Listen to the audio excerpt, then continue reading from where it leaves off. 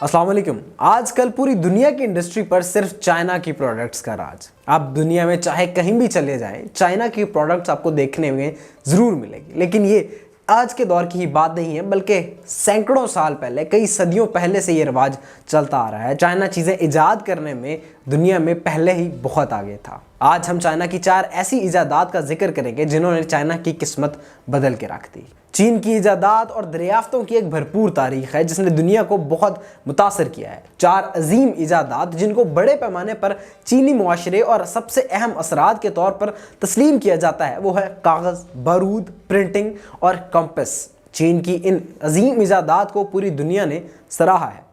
कागज़ को इंसानी तारीख की सबसे अहम ईजादात में से एक के तौर पर बड़े पैमाने पर तस्लीम किया जाता है। इसने मालूमात को ज़ख़ीरा करने और इनको शेयर करने और बातचीत करने के तरीके में इनकलाब बर्पा कर दिया।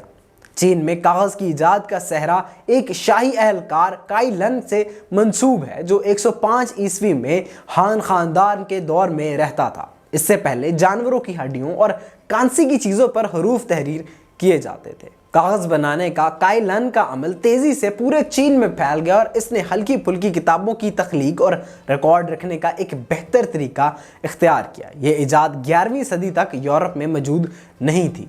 सोंग ख़ानदान, इनके सोंग डायनेस्टी 1040 के ज़माने से चीन में प्रिंटिंग की तकनीक ईजाद हुई और इसका मुअज्जिद यानी कि इसको ईजाद करने वाला बी शेंग था। अगरचे वुड ब्लॉक प्रिंटिंग चीन में सदियों पहले से मौजूद थी, बी शेंग ने पहली हरकत पजीर किस्म की प्रिंटिंग प्रेस ईजाद की जो सदियों बाद यूरोप के पास पहुंची। प्रिंटिंग के साथ किताबें हाथ से लिखने की बजाय तेजी से छापे जाने लगी। इस ईजाद ने इल्म और नज़रियात को फैलाने में आसानी पैदा की और चीनी मुआशरे की तरक्की में एक अहम किरदार अदा किया।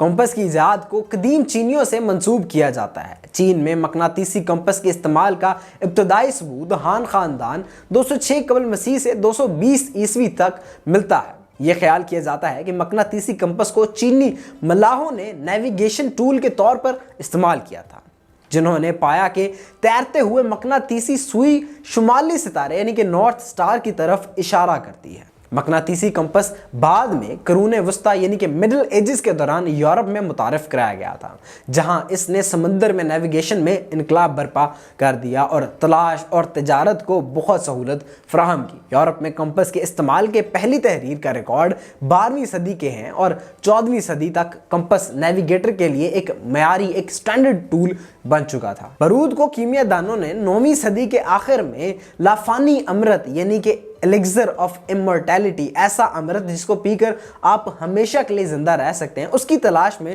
दरियाफ्त किया था। ये चारकोल, नमक और गंधक पर मुश्तमिल था और जब सब खास तनासुब से मिलाई जाएं तो धमाका हो सकता था। फौज को जल्द ही इस दरियाफ्त का इल्म हुआ और उन्होंने इसे फायर एरोज जैसे हथियार बनाने के लिए तैयार किया जो इनके दुश्मनों के खिलाफ काफ़ी मौसर साबित हुए। बारूद का सबसे कदीम तहरीरी रिकॉर्ड बाद के सोंग ख़ानदान का है और इस ईजाद का जंगों के लड़ने के तरीके पर खासा असर पड़ा।